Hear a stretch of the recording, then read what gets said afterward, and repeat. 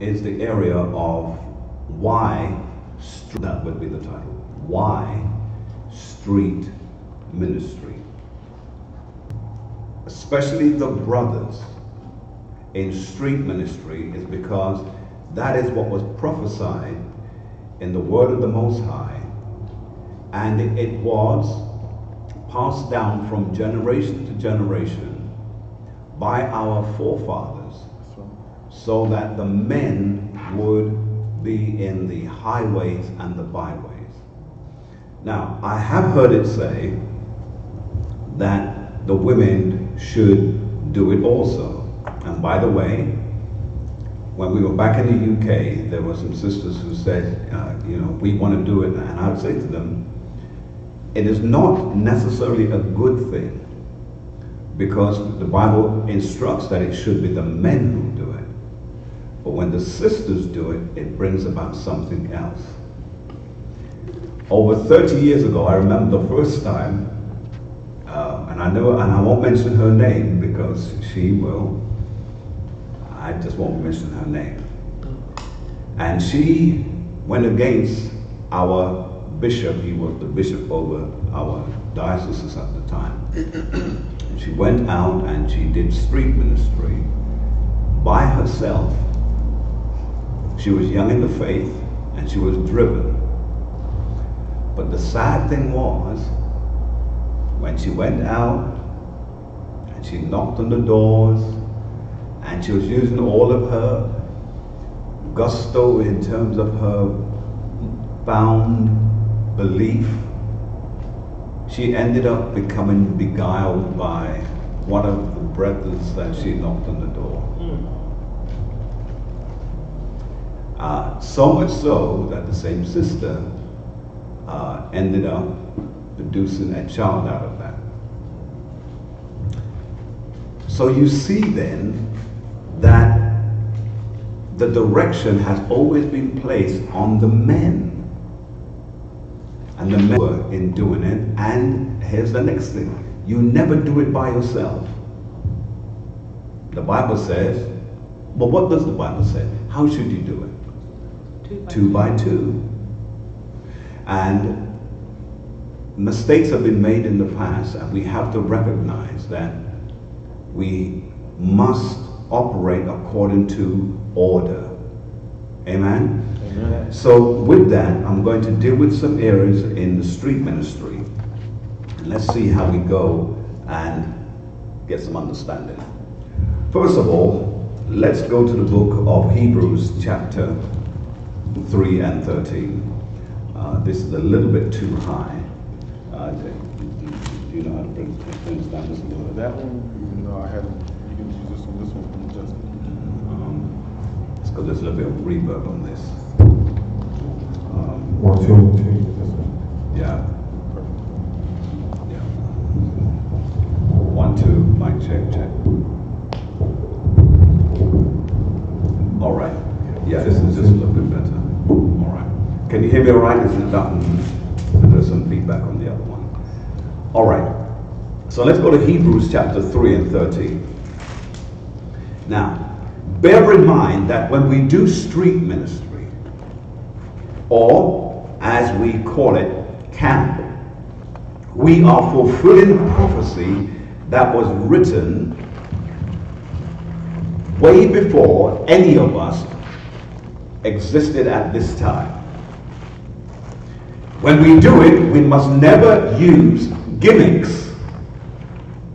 And the reason why we don't use gimmicks is because we don't want gimmicks to be the enticer that causes someone to want to come and listen to this truth.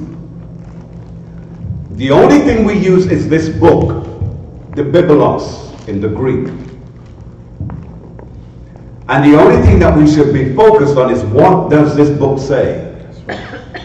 So, Hebrews chapter 3 and 13, let's read. Hebrews chapter 3, verse 13. But exhort one another daily, while it is called today, lest any of you be hardened through the deceitfulness of sin. Notice what it said. We must exhort one another. Read it one more time. But exhort one another daily, while it is called today. So it says we must exalt one another. What does the term exalt mean? Can somebody please tell me? Lift each other up. So you say lift up, edify, encourage, support. All right. The word exalt means to strongly encourage. So when we exalt someone, according to the Bible, we must strongly encourage them or urge them. Because we must show those who we are speaking to that there is urgency. The urgency is simply this. The Most High is sending his Son back. And the time in this generation is winding down. So this is why when Yahushua, the word ignorant, it knows him as Jesus, when he was here, he wasted no time. He said, I must work the work of him that sent me whilst it is day. For the night comes when no man can work. Now the reason why he uses that expression is because working means putting in physical effort. So there must be a physicality about what you're doing. There must be an urgency about it. When you're speaking to someone, you're not really talking to them like you're just having a casual conversation. You have to speak to them like their lives are in danger, and it is. So the word that we just read, it said, but exhort one another daily, whilst it is called today. Meaning then, you must not put off for tomorrow what you can do today. Don't make that mistake. Because one of our brethren may die through the night. So, the Most High uses you as an angel or as a voice to bring them into the reality or the understanding of who they are. Do you know who you are according to the scriptures?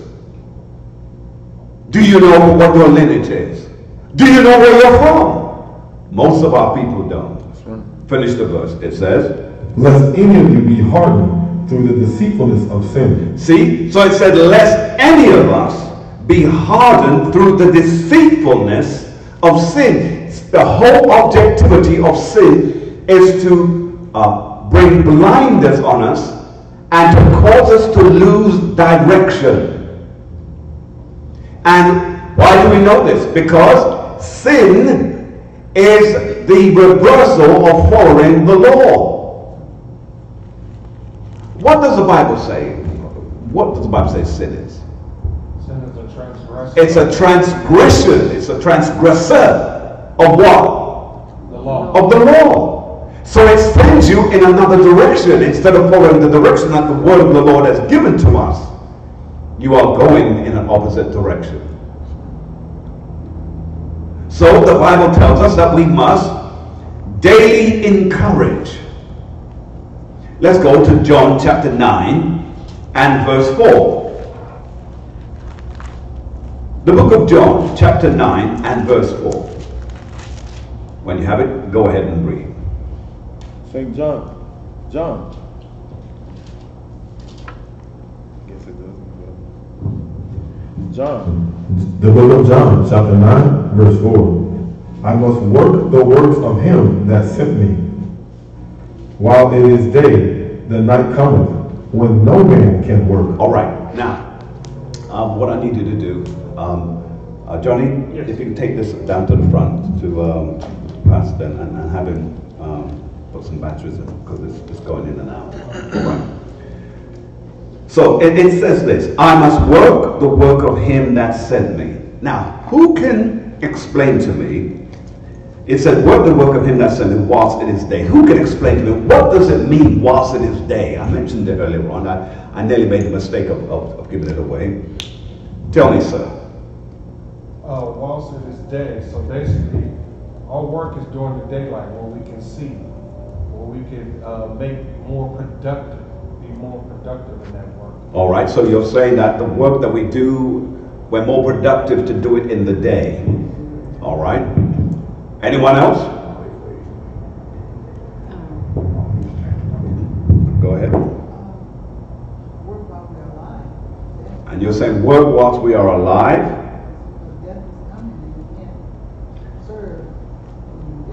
All right. Now, we must remember that the scriptures are broken to us in terms of similitude and what else? Allegories and what else? Parables. What? Parables. Parables. What we're looking at here is an allegorical understanding. Now, let's understand this. It says this: I must work the work of him that sent me whilst it is day.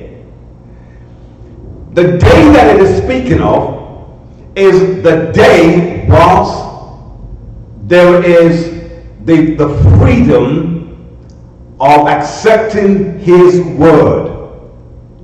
The day that it is speaking of is the day when everything is open for exposure. The day that it is speaking of is the day when there is no challenges that's happening in the world. Then it goes on to say, but the night comes. Why does it use the term night? Because there is a time that's coming down the road that there will not be a day, meaning it will be total destruction. According to the writer here, read it again from the top. John chapter 9 verse 4. I must work the works of him that sent me, while it is day. The day is the day of freedom to make choices, to accept. Go on. The night cometh, when no man can work. The night does what? The night cometh, when no man can work. When no man can work. Quickly, just for a quick moment, run down to John chapter 11 and 9. John chapter 11 and 9. Just read that real quick for me. The book of John, chapter 11, verse 9. Yahushua answered, are there not 12 hours in the day? Read. If any man walk in the day, he stumbleth not, because he seeth the light of this world. Now, why does it say the light of this world? Meaning the knowledge of this world. The understanding of this world. Continue. Verse 10. But if a man walk in the night, he stumbleth, because there is no light in him. All right, so there's no knowledge, no understanding, because at that time there will be chaos. So he's speaking of two different time frames. The light meaning you have an opportunity. If any man hear his voice, harden not your heart. But there is a time that's coming that's going to be darkness, that's going to be complete destruction. I must work the work of him that sent me whilst it is day, for the night cometh when no man can work. Cometh meaning it's on its way, it's already happening. The age is getting darker. Darker in what means? Because the laws are changing. The mindset of people are changing. Everything is becoming more sinister. Let's go from there, if you please, to Matthew chapter 13 and 41.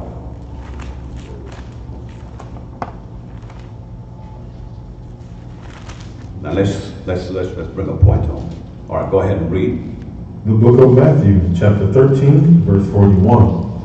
The Son of Man shall send forth his angels, and they shall gather out of his kingdom all things that offend, and them which do iniquity. So the Son of Man shall send forth his angels. There's going to be a time that the Son of Man is going to send his angels, and they are going to carry out his wishes.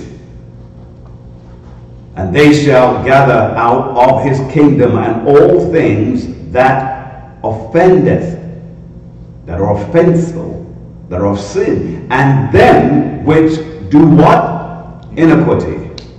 Read on. Verse 42. and it shall cast them into a furnace of fire. There shall be wailing and gnashing of teeth. So there it's letting you know that is going to cast them into a fiery furnace where they shall be wailing and there shall be gnashing of teeth. Speaking now of the dark age that's ahead. Then he goes on to say, read 43. Verse 43. Then shall the righteous shine forth as the sun. Then shall what? Shine forth as the sun in the kingdom of their Father. Who hath ears to hear, let him hear. All right, let's quickly hold that for a quick moment. Let's go to Ecclesiastes chapter 8 and 1. Let's run on down there just for a quick minute. Ecclesiastes chapter 8 and 1.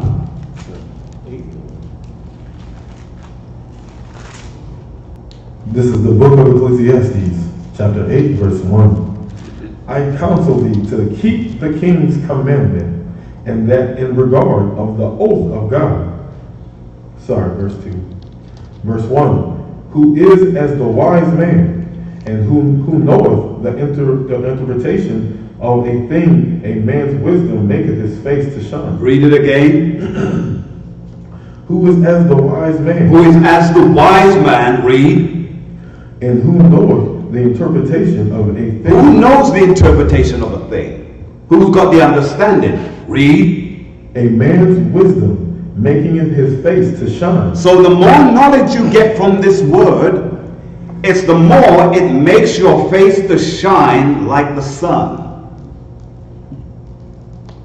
So the face to shine means he has acquired knowledge, understanding, wisdom.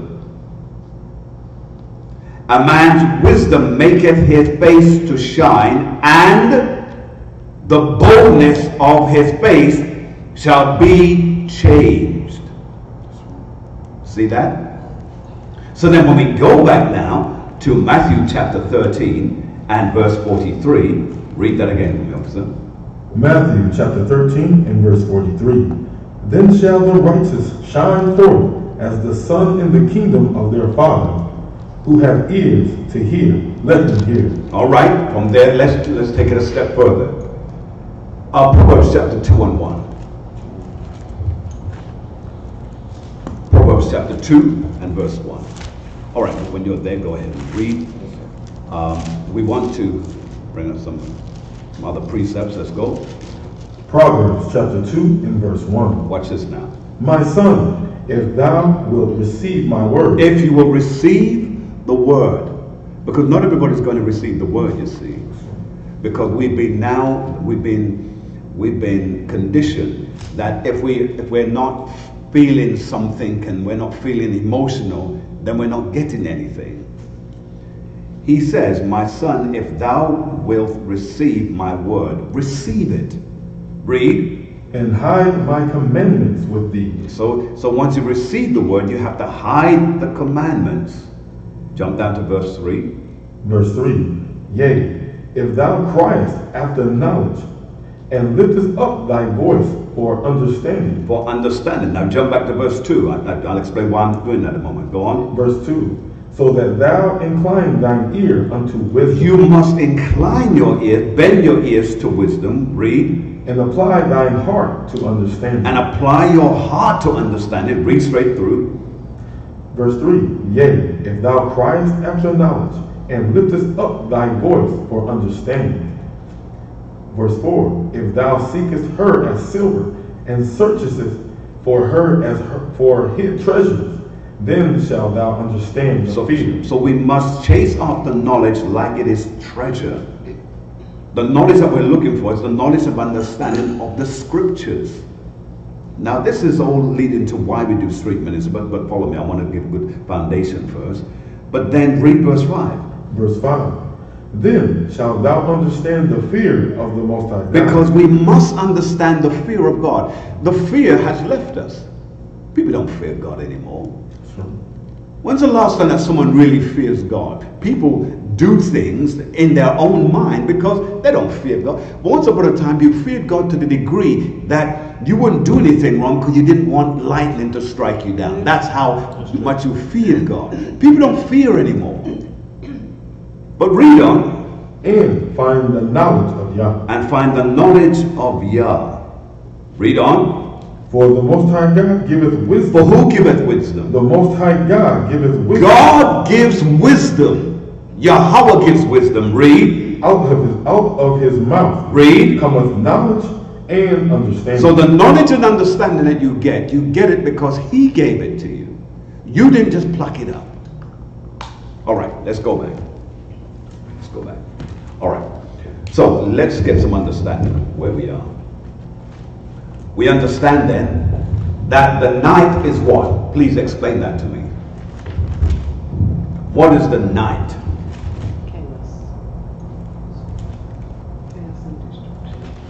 Chaos is in Psalms 91. Say again. Chaos as in Psalms 91.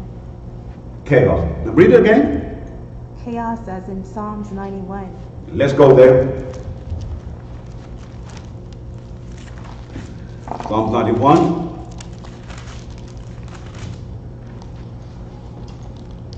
Go ahead. What verse?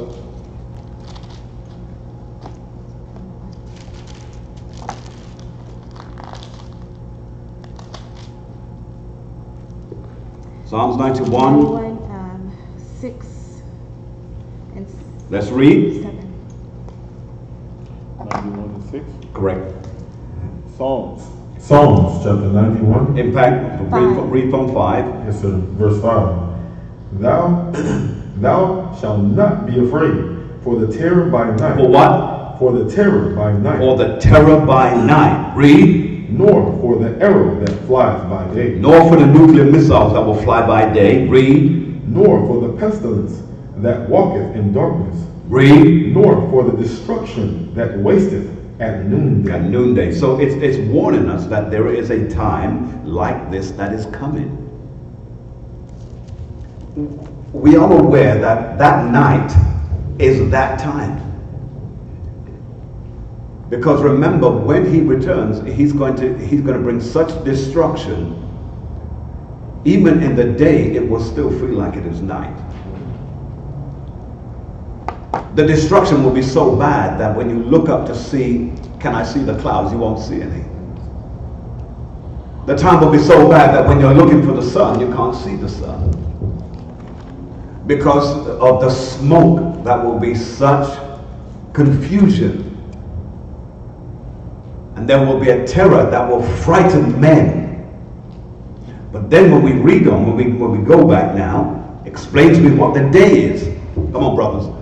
What is the day? We've got what the night is. We even got a precept to go with it. But the day then is what? It's your opportunity to hear. The word. And if you want scripture to go with that, go to Revelation chapter 13.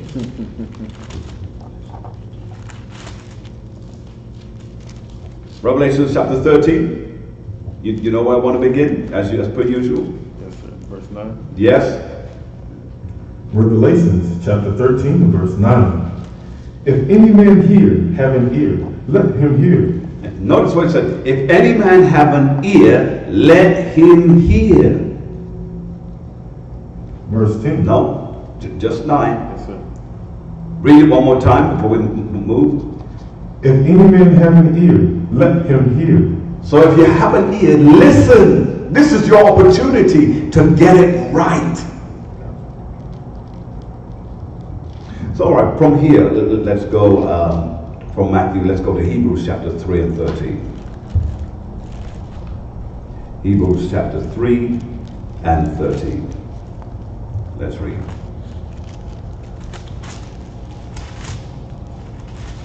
Hebrews chapter 3 and verse 13. But exhort one another daily, while it is called today. So we must do what? Exhort. Exhort one another daily. And why do we do that, ladies and gentlemen? We open with this verse, so guess it. Come on. Encourage. Strongly encouraged. To encourage. One at a time. Strong. One at a time. Hands up. Hands up. All right. Okay. Go ahead, sir. Strongly encourage. To strongly encourage. That's what we're doing on a day-to-day basis. I was saying to lift up. To lift up. All right. Read it one more time from the top. Hebrews chapter 13. Sorry, I almost lost my spot. Hebrews chapter 3, verse 13. But exhort one another daily, while it is called today, lest any of you be hardened through the deceitfulness of sin. Through the deceitfulness of sin. All right, now let's get into the meat of it. Let's go to Luke chapter 14 and 21.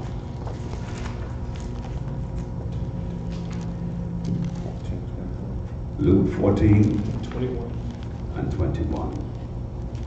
Go ahead. This is the book of Luke, chapter 14, verse 21. So that servant came and showed his Lord these things. Then the master of the house, being angry, said to his servant, Go out quickly into the streets and lanes of the city, and bring in hither the poor, and the maimed, and the halt, and the blind. I tell you what, we're going to need to change that mic you got there. Let's just get one of the one back there. That's not working.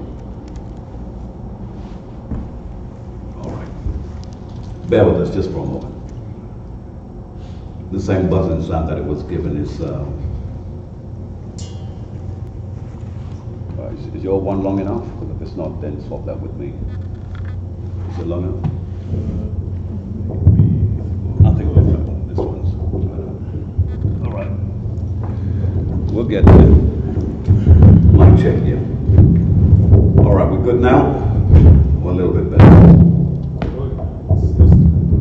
1, 2, 1, 2. Go ahead. Luke chapter 14 and verse 21. So that servant came and showed his Lord these things. Then the master of the house, being angry, said to his servant, Go out quickly into the streets and lanes of the city, and bring in hither the poor, and the maimed, and the halt, and the blind. Now, let's break this down a little bit. So that servant came and showed his Lord these things. Then the master of the house, being angry, said to his servant, Go out quickly. So this is making us focus now. This is the church. Now, we read it as an allegory, but really it's speaking about the church, because the people have not gathered themselves together. Jump back up to verse 16 for a quick moment. Read, if you please. Luke chapter 14, verse 16. Then said he unto him, A certain man made a great supper, and bade many. So that great supper is this. The people that he was bidding were people that belonged to him. Because remember, what was the key that we just read in verse 21 that let us know this? When he said go Let's see if anyone's listening. Say again, sir? When he said go quickly No. to the streets of the land? No.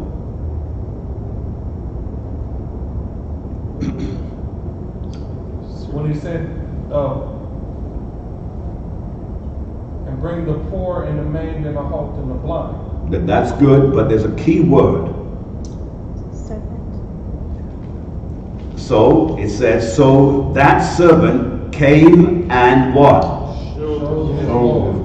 Showed his Lord. So we're speaking about someone in a high prominent position.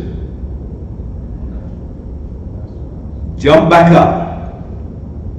He's having a great supper and he invites everyone to come. Why is it that he becomes angry at this point?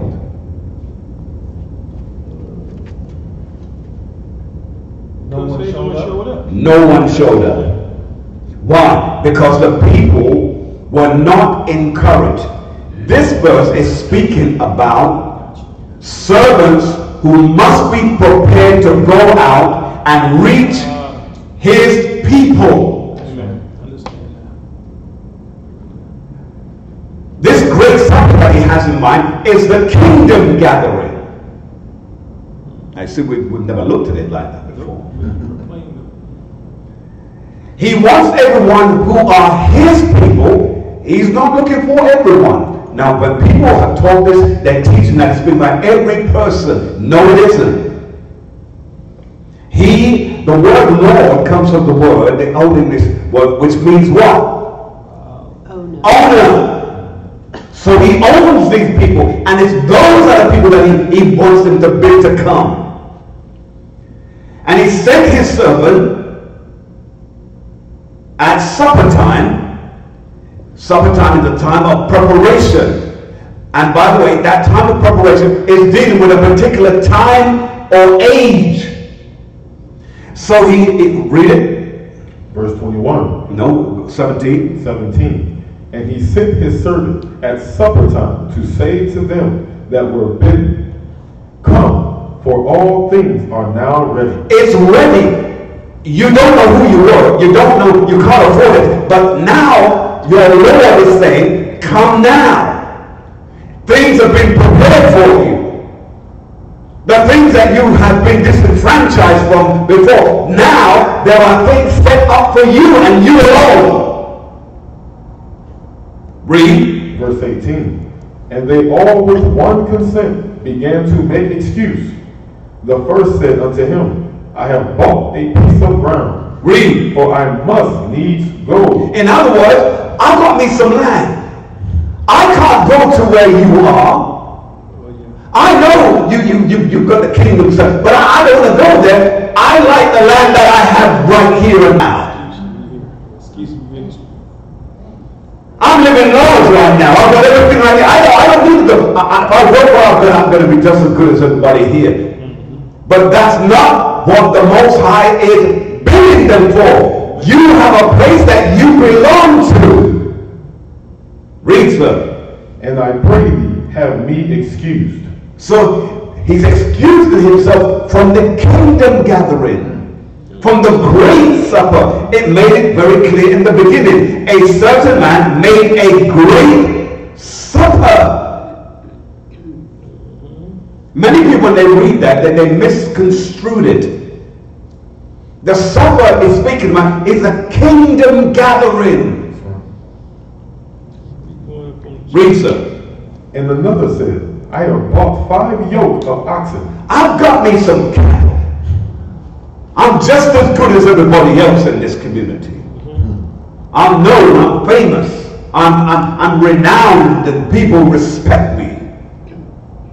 I can't leave my wealth to go eat at some supper. What did you say, Doctor? Matthew 19:16. All right, hold that. Let's go to Matthew 19 and 16.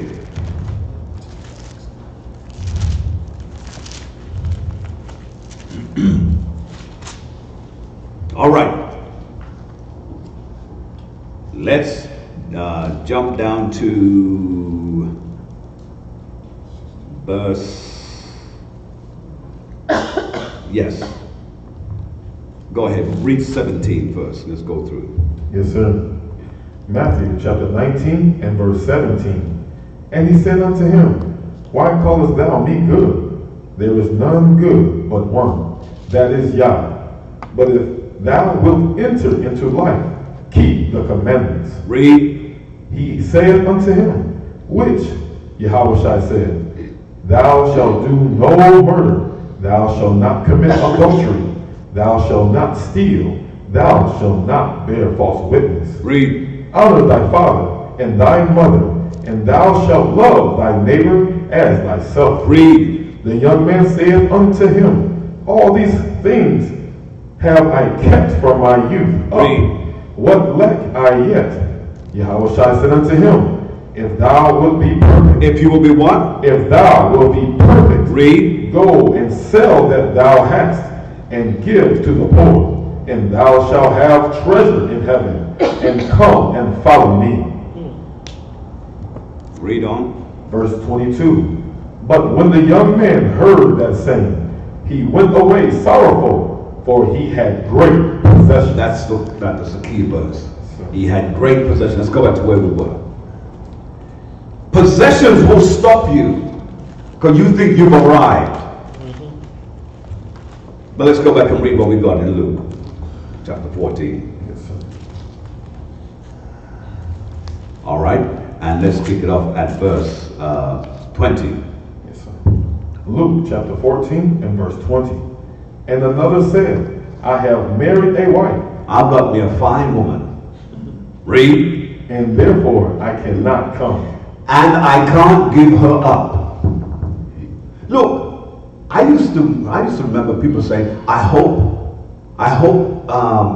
Yahweh Shai doesn't return until I get me a woman. Oh, I've heard that for years.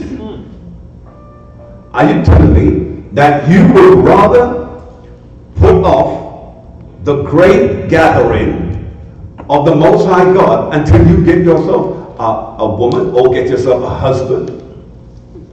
Oh, I've heard it on male and female side. It's because they don't know what they're asking for. But read on. Verse 21. So that servant came and showed his Lord these things. Now you're seeing why not everyone is going to be connected to wanting this truth. Read. Then the master of the house, being angry, said to his servant, Go out quickly into the streets. Into where? Into the streets. Into street ministry. Street camp. Read. And lanes of the city, and bring in hither the poor. The poor. Read. And the maimed. The maimed. Read. And the halt. Read. And the blind. And the blind. Now all of those statements that it made just then, the maimed, the halt, and the blind, and the poor, I don't want to go into it now because it can take me too far off. They all are significant of different positions, social positions of the individual. It's not just talking about being blind. The word blind here is really speaking about blind to the word. Right? That's what it's really focusing on. But when it's dealing with those who are poor, it's mean those who are poor in spirit, some poor in mind, psychologically challenged. Because there are people that you will meet from time to time, they don't have it together just yet. So those terms that they just use, they are the terms that are used towards conditions we respect and know of, but they're speaking more deeply on a more spiritual level. But then read on, sir. Read on. 22. Verse 22. And the servant said, Lord, it is done as thou hast commanded. Read. And yet there is room. And the Lord said unto the servant, Go out into the highways and hedges, and compel them to come in. See? Read it again from the top. 22 again. And the servant said, Lord, it is done that thou hast commanded, and yet there is room. So they went out, and they brought people in, and they compelled them, and they came. But there was still room for more. That's why you can't have it in your head and say, well, I don't know how many the Lord is. He already had pre-selected who's going to come. That's why those who do not receive it are not the ones that the Lord had in mind. The ones who receive this truth, they're the ones that was waiting for something like that to click with them. They're the ones waiting for someone to open this up and express the unadulterated truth of this word. And watch it. You didn't fight it. Yes. You heard it and you received it quickly. Because you have to ask yourself the question. There are those who would be, in the eyes of a certain ranking, oh, those individuals are more spiritual than me. Why did they get it? They weren't chosen. Then why is it that I hear it and I get it? Yes. You're chosen. Amen. And so you've got to stop trying to look at the next person and wonder why did they not? And if they're not, why am I? It's because they that have an ear, let them hear what the Spirit has said. Bring it out. He's speaking. Speak, Master. But I'm not perfect like brother so-and-so or sister so-and-so. I've still got some challenges in my flesh. He still tells you That's that. right. That's right. Did you see how strange this thing is? Strange. And then you're wondering about the person who, because you listen, some of us would come up in church. You heard some people, some individuals, they pray and you, wow, I wish I could pray like them. You hear some people exalt and break this word and you wonder, wow, I wish I could preach like them. But why is it that they're not getting this truth? Not chosen. Read on, sir. Verse 23. And the Lord said unto the servant, Go out into the highways and hedges. So he tells him before, jump back up to verse 21. Read that again. Because I'm sorry, I have to push the point because I want you to get it, you see. Go back to 21 and read it again. Verse 21. So that servant came and showed his Lord these things. Then the master of the house, being angry, said to his servant, Go out quickly into the streets and lanes of the city, and bring in hither the poor, and the maimed, and the halt, and the blind. So he tells him to go quickly to the streets, underline it, the lanes, underline it, of the city, underline it. But now, he sends him back now a second time, and watch what he now says in verse 23. Read. And the Lord said unto the servant, Go out into the highways. Into the highways now. Why the highways? Because the highways is where there's a continual flow of traffic. Where you are almost in danger. You're putting yourself in harm's way. A continual flow. He's putting you there because I want you to reach those people. Read on. And hedges. And the hedges, the places where there is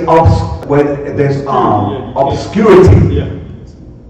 Remember, we went to a restaurant. It was a great big wall. We were there. We were standing there, and we were teaching the word. And guess what? Everyone who walked by, they were saying, "That's good. Well done. I agree with that."